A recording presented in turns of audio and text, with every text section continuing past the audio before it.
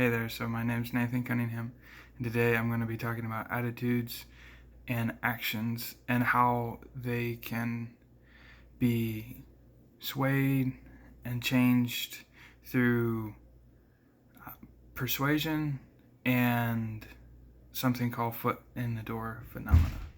So I'll go over these concepts real quick. So with persuasions, there's two types. There's two main types, at least. So there's peripheral route persuasion, which basically what that is it it's appealing to people's emotions. So say like a famous actor that might uh, change, they might endorse something, and then that would in turn change your perspective on the matter, whether it be for it or against it, or maybe move you towards the middle. Who knows? And the other is central route persuasion. So what that is, it's more analytical, factual based. So it kind of gives you the facts of the matter, gives you numbers and figures, and that. So one thing to know about attitudes and behavior is they practically go hand in hand. So, one, like attitudes affect behavior, and behavior affects attitude. And so, foot in the door phenomena is something very intriguing. Basically, what foot in the door phenomena is in order to get people to agree to do something big, you just start with small tasks and build from there. So let's say, there's some examples given here in the book. They talk about the Chinese U.S. prisoners of war in Chinese communist camps. So they started off, giving them simple tasks, and then the bigger they got,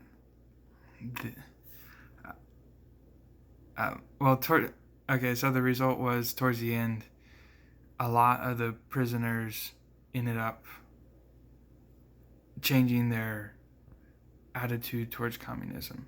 They thought it was better than capitalism and that sort of thing. Another example given here was the Civil Rights Movement, the Civil Rights Act in 1964, where schools started to desegregate, and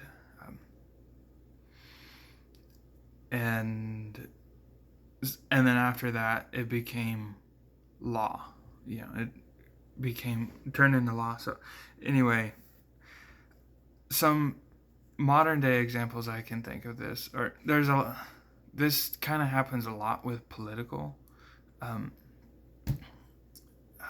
aspects.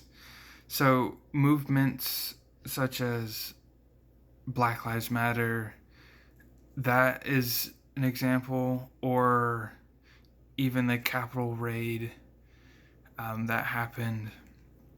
It starts off with small tasks of maybe like a peaceful protest, and then before you know it, it can get violent, and then it can become global.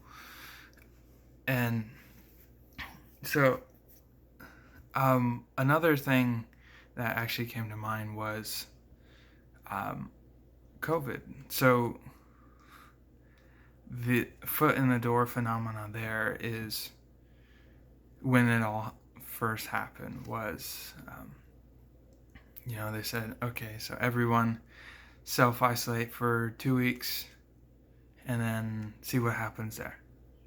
So everybody did that, and it was still prevalent after 2 weeks. So, they kept on saying another 2 weeks, another 2 weeks.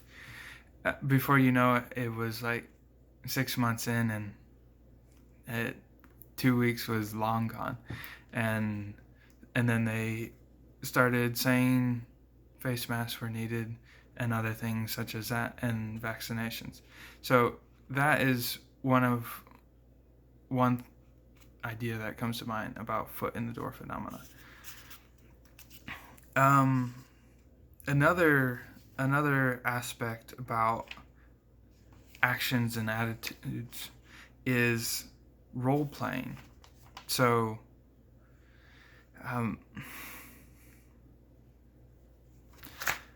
what can happen is, the saying, fake it till you make it. So if, say, your attitudes and your actions don't align, say you're acting one way, but you have different beliefs, over time, your attitudes towards that can change.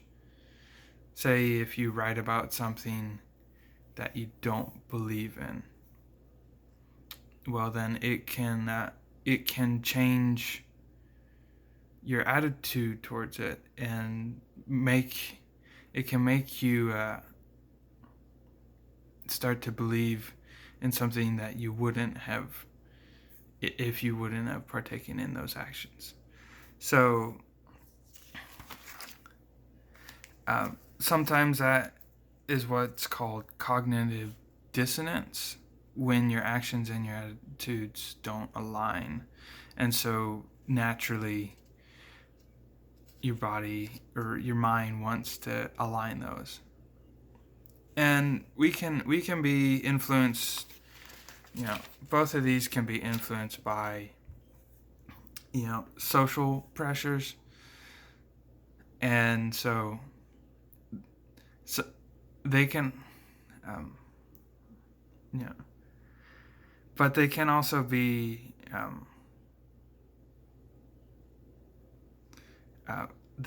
your attitudes are likely to affect your behavior when the external influences are minimal and when the attitude is stable. So,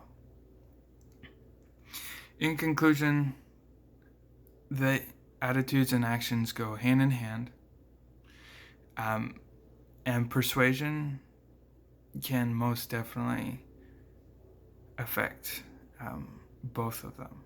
So that is it. I hope you learned something from this. If not, well then, sorry. But anyway, that's it. So, bye.